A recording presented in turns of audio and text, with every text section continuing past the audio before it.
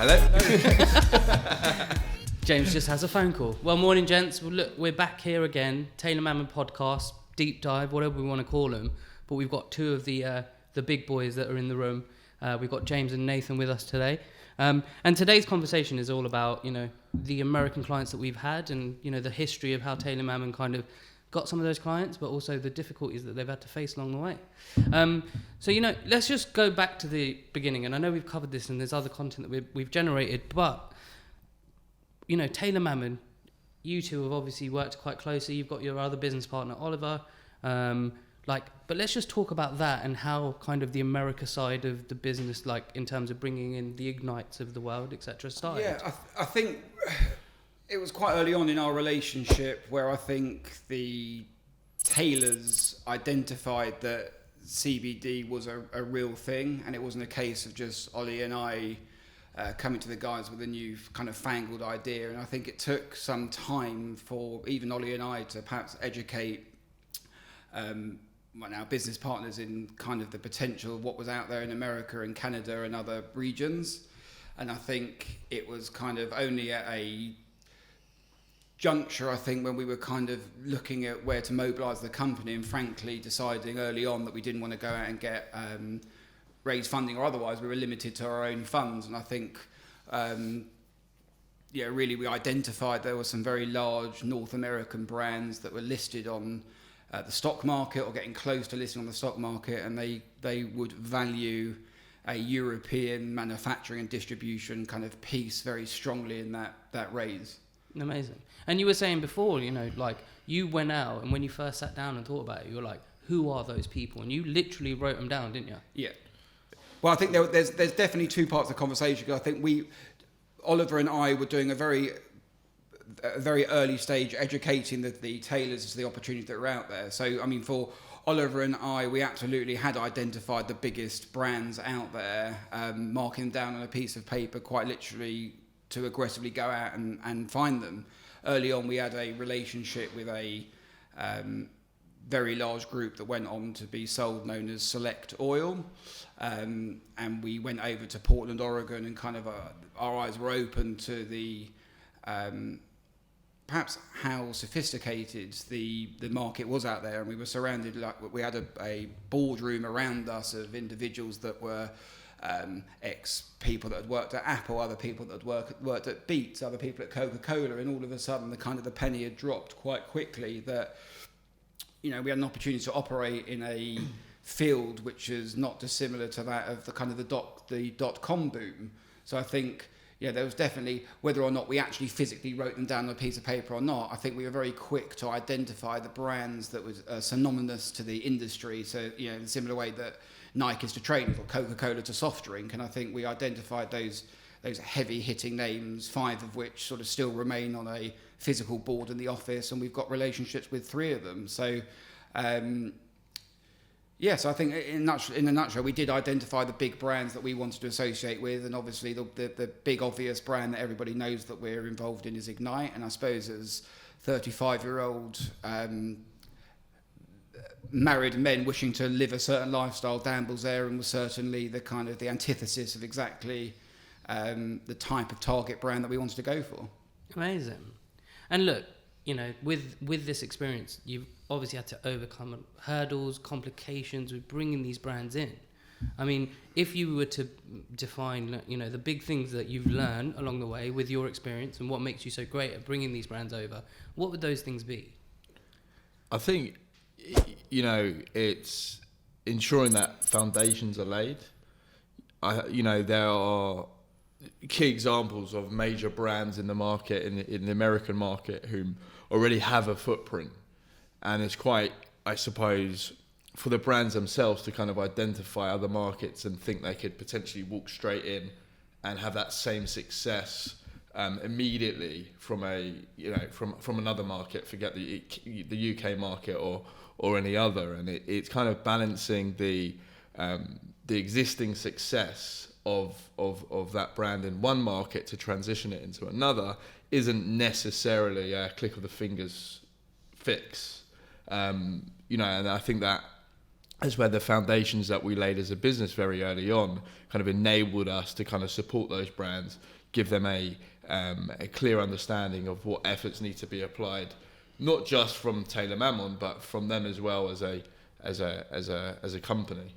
And I think there was that kind of the extra piece to all of that, which in truth, I'd like to say it was whatever the expression is, a well thought out strategy. But I think we didn't realise perhaps the state to state or country to country local intricacies that exist with having compliant product in, let's use North America as the example. So we kind of very quickly were identifying these brands and realising that the products that they had weren't compliant.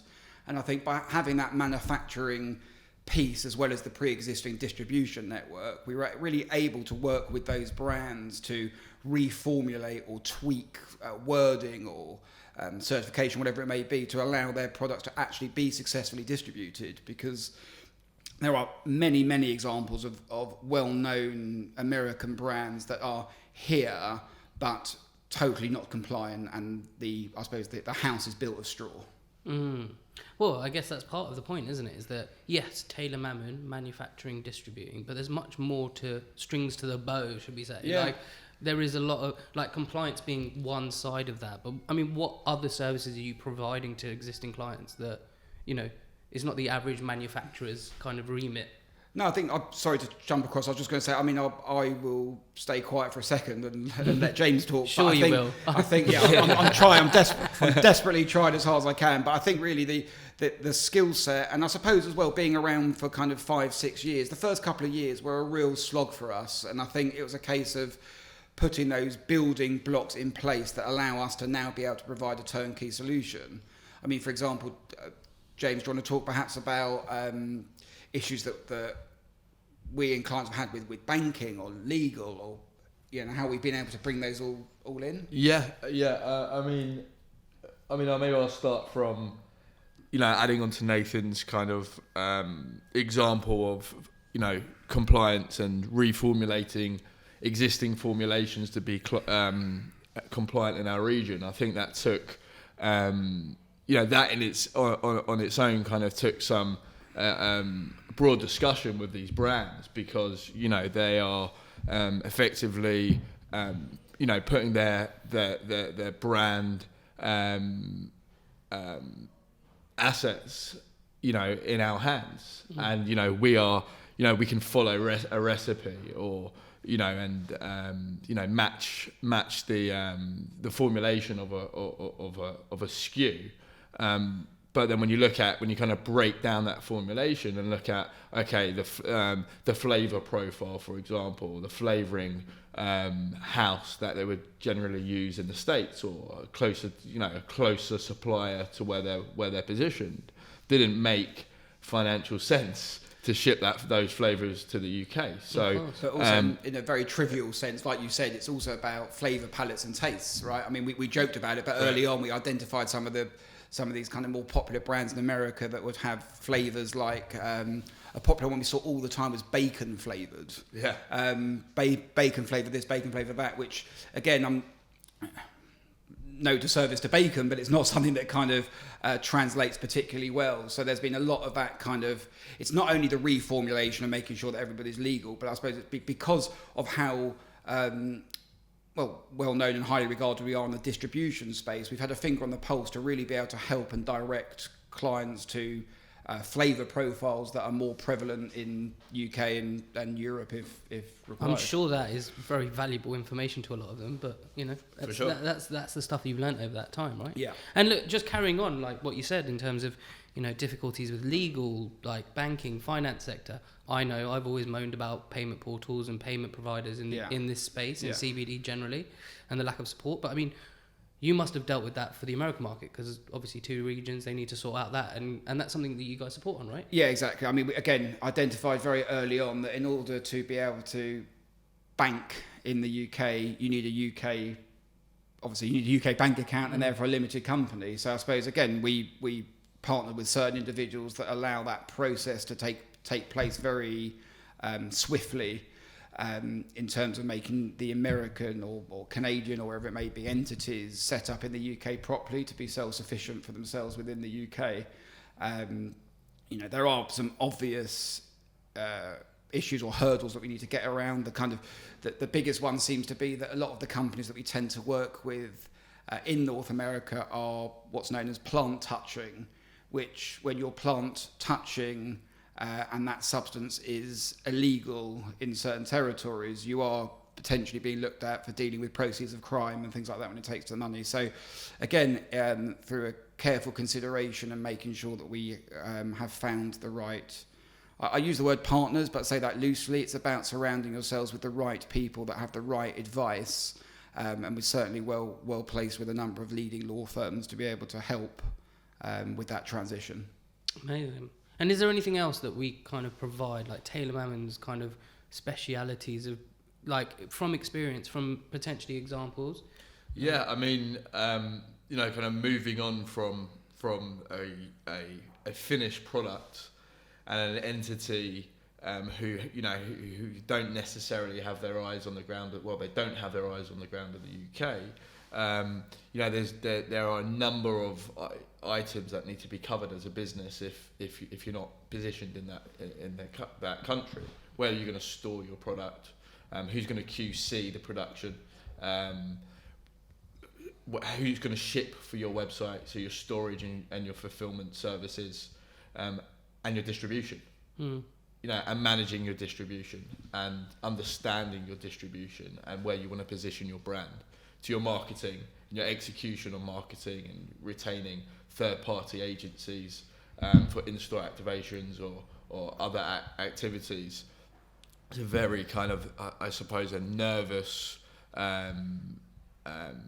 It's nerve-wracking for anybody who's kind of, putting their brand on the line with another business, over and above kind of doing it yourselves.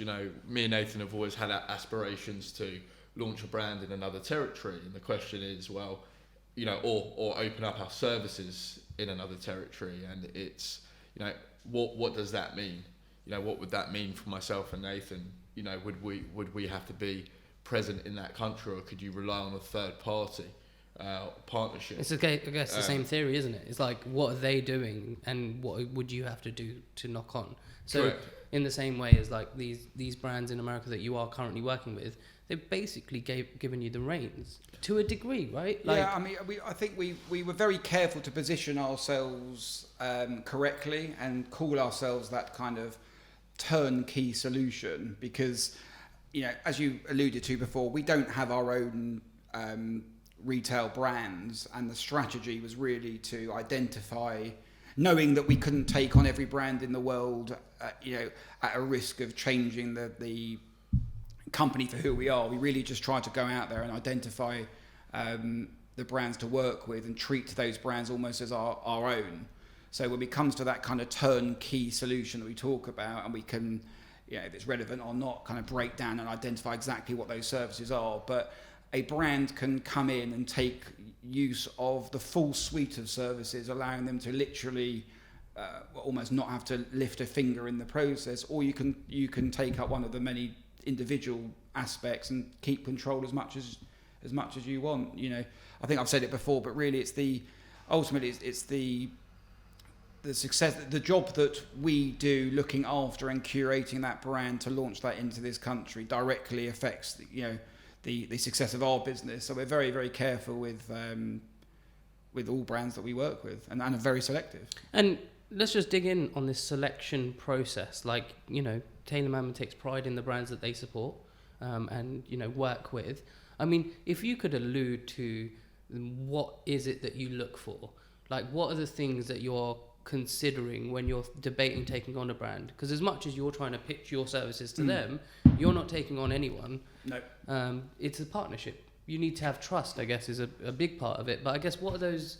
There must be something that you look at and go, I think they're right for us because of this, this, and this. Yeah, I think overall it's looking for kind of identifying a brand that, in our view, is doing a successful job in another territory, and it kind of, when I say successful, from the brand itself, the packaging of the brand, something as simple as how well the SKU set is put together, through to how they answer the phones when we approach them, how professional they are in the email exchanges. It kind of tells us a lot about the brand and kind of, I suppose, how serious they are.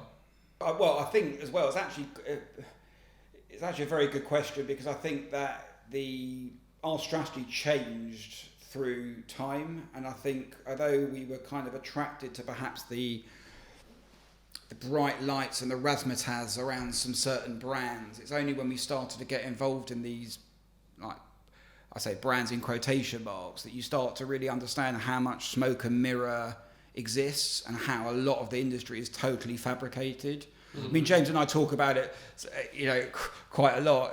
A few years ago, we were out in Canada securing a contract, and we attended I don't actually know what it is. We were invited to attend some sort of investor in cannabis event. Do you remember, outside opposite the station in Canada? Yeah. And people are walking around to each other talking about their brands and like, what's your pre-revenue profit? What's your pre-revenue profit? And I remember James and I just looking at each other thinking, what does pre-revenue profit actually mean? It's like, the revenue that you're going to make before you start trading. And then sort of James and I, once we cottoned on quite quickly as to what that all meant, and we were waltzing around telling people about our actual profit, people started talking about, why aren't you listed on the stock exchange, all these different bits and pieces. And it was at that point that we realised that actually a lot of it is trying to pick my words carefully, but be it total and utter BS. And all these brands that scream and shout on LinkedIn about their success and otherwise, when you attend dispensaries or various big box retailers, wherever it may be, there's nowhere to be seen. They're not executing. At all. I mean, look, the last 18 months, and actually probably better to kind of leave it there, because I honestly believe that we've spoken about the scale of this industry and how it's inflated. And fact is, it's proven, because look at the price, like the source ingredient prices, it's hitting the floor because basically got overproduced.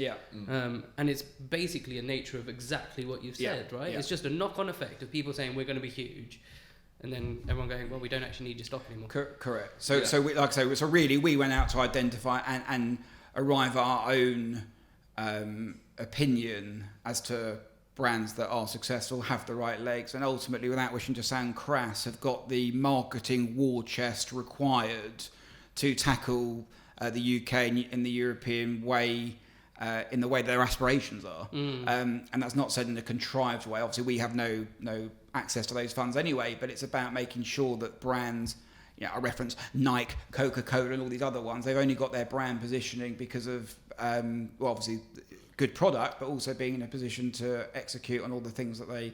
Position it. Yeah, position it correctly.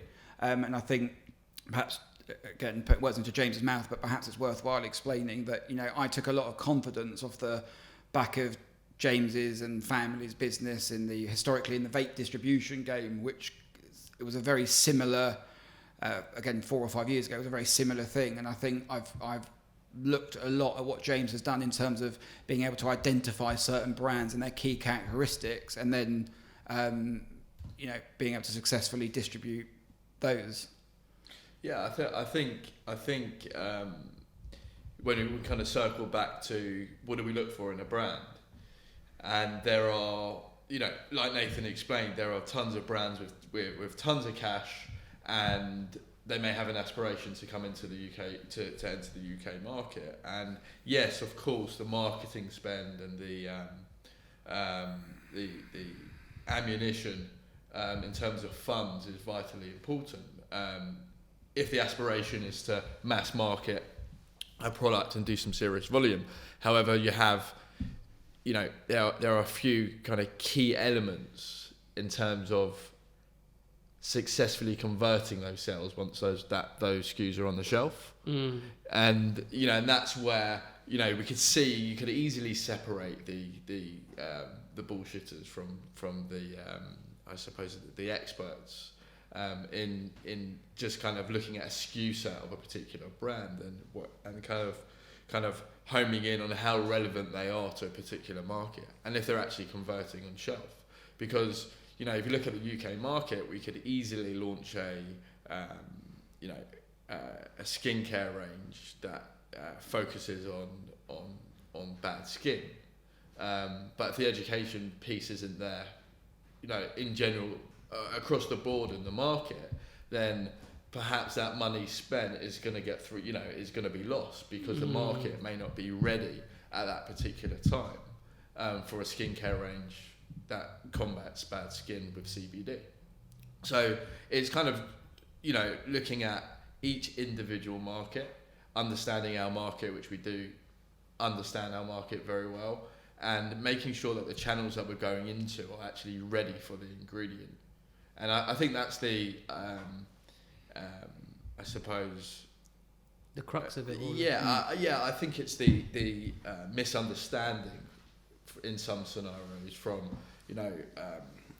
cannabis companies or CBD brands who have individuals in their businesses who have come from a CPG background that are looking for that high volume sale in a grocer, where CBD has only been in a grocer for a year and is not in a prominent position necessarily within a grocer or a pharmacy. It still needs that time to educate the consumer, educate the retailer and the buyer, and it's not just about brand and money. Yeah, well, I was just going to say that, and I'm not going to call that, and we're talking about America, and we're not going to call them a mature market because they're far from it, but they are still years ahead of where the UK is. And I guess a lot of the time must be explaining that to potential brands that do want to come across, going, we're not where you are yet. So as much as you might, be pushing into that space, you need to think about 3 years prior to that potentially. I'm just arbitrary. Yeah. But it is that, right? Yeah, absolutely. I think it's a similar I mean, we've seen it for years when it's come to kind of even down to restaurants and those sort of concepts. Like the coolest, most of the moment restaurants were coming out of East Coast America. 5 years later, you'd see them pop up in Soho, whatever that may be. And it's absolutely exactly the same thing. In the same breath, I think, there's still an awful lot of stigma that surrounds CBD as a product. I think there's a huge willingness from retailers who know that they should be looking at CBD, but when push comes to shove, everyone's waiting for someone else to make that kind of big first move. In America, I think the public consciousness is one that CBD is a wellness product and is more publicly accepted. But the bizarre conflicting rules between state and federal issues have really stunted the growth of CBD brands nationally. Mm-hmm. And I think, that being said, I suppose you look at populations and you understand California as a state and it has the ability to do much better than the UK in its own right, a country. But I suppose what I'm really saying is that I think that we are years and years ahead. America's years and years ahead of the UK. And I think when you're working so close in the industry, it probably took us longer to realise that than I would have liked. I mean, even down things like, so you look at CBD bath bombs. We were one of the first people to be manufacturing and white labelling out CBD bath bombs that, it's taken the best part of 4 or 5 years before we start seeing the traction that we're now seeing, namely with Ignite actually. But again, I think it's that kind of, using the bath bomb as an example, it's kind of everybody makes a bath bomb. It's taken a long time for the market to appreciate what the sort of industry standard level of dosing is. Now that the industry have agreed where the line in the sand is, so to speak, on dosing, it's now down to price. But also, I think our innovation as a business attracted those American clients. I think Taylor Mammon and the innovations it holds were attractive to a market that were 3 years ahead. Yeah, but it's not just innovation that makes Taylor Mammon what they are. Like, part of it's to do with confidence and actually going, we're happy to be, behind the curtain. Like, and I think that quite. And we're absolutely not. I think the one thing that, a number of things I'm proud in, but the one thing that we are extremely sure of is our moral compass.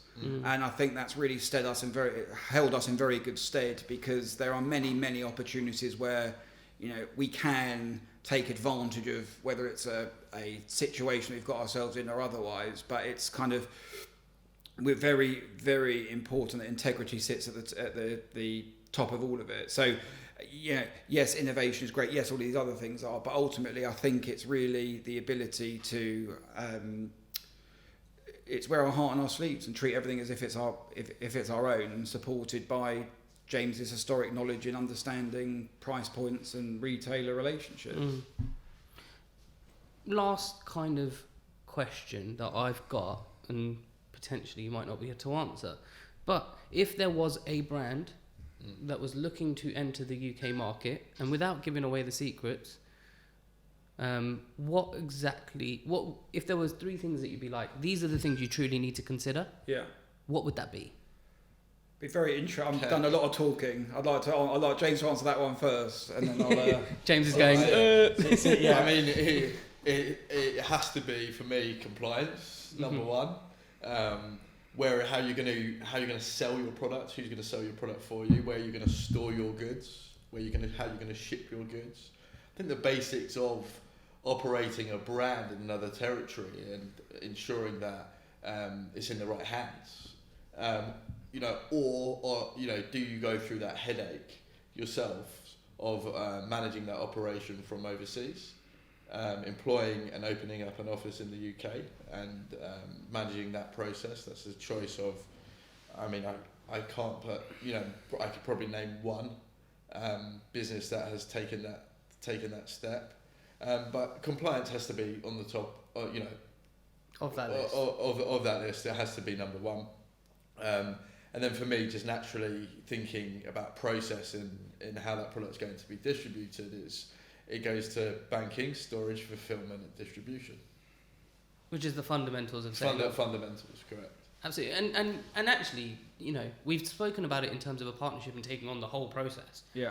But you've got clients that have got just distro or just fulfillment or just manufacturing. Absolutely. Well, I was going to cut you off there because I didn't get a chance to have my 2 pennies worth in, so I'll chip in now, but it feeds in quite nicely into that, which for me is actually only one thing, and had longer to think about it than James. But for me, it's the word honesty keeps on coming back again and again and again, in as much as in this world of bullshitters and people that are trying to inflate their own value, both physically and as a person. I think for us, it's about understanding someone's true aspirations and allowing us in behind the curtain to understand the reasoning behind their execution in the UK and Europe, and then we can curate, we can achieve their goals through their honest reaction. And I say that because quite often we are contacted all the time from brands who, have genuine aspiration for being in the UK but are not prepared to do certain bits and pieces. It might be as simple as setting up a bank account in the UK, and these things are just time not well spent. So for me, it's kind of, we want to be able to look in the mirror and see a similar person on the other side, and that's someone that's very honest and upfront. It's the truest view of partnership, right? Absolutely. We keep saying that again and again and again. It really, there are probably one or two, and they're not in, as it happens, they're not American, but there's 1 or 2 people that we have a very transactional relationship with. Everybody else, we don't call them as clients. They are partners of ours. Yeah. We work together. Yeah, and you generally have updates with a lot of your clients on a regular basis, but I've noticed, just having been around the office, is that those conversations are very, very colloquial, very very close. Yes. In effect, isn't it? And I guess that's part of it.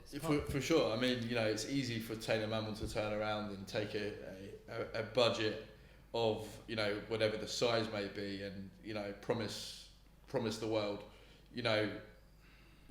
can a budget position a brand into 300 stores, 500 stores, 1,000 stores? Of course. But is that product going to convert?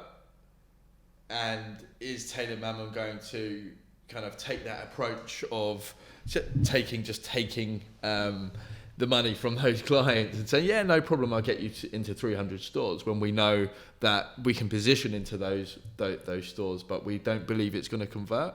Well, if we did that, we wouldn't have a business, would we? Correct. It's a short win. It would be like all the other people that we absolutely despise in the industry. So for us, it's long term. You've got to see velocity. You've got, as James rightly says, we need to believe that the brand genuinely has a chance of velocity, sell-through rate, because getting on the shelf is not even half the battle.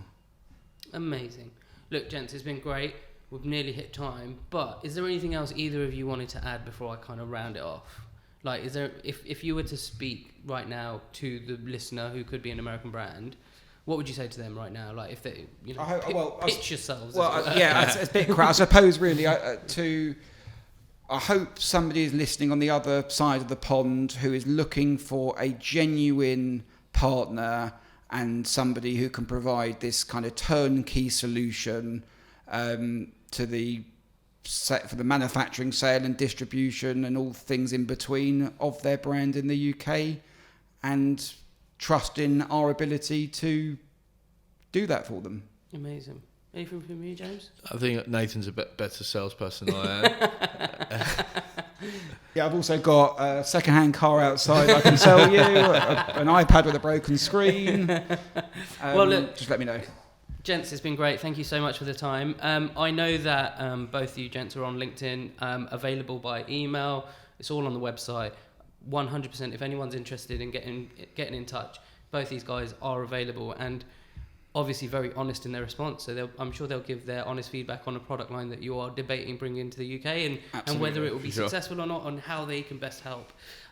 Barring that, thank you very much for listening to all the people that have been. Hope you've got to the end. If you haven't, sorry, you missed out. Yeah, we should give a password, give some secret code or something. Should give them a secret code. Yeah, should give them a secret code.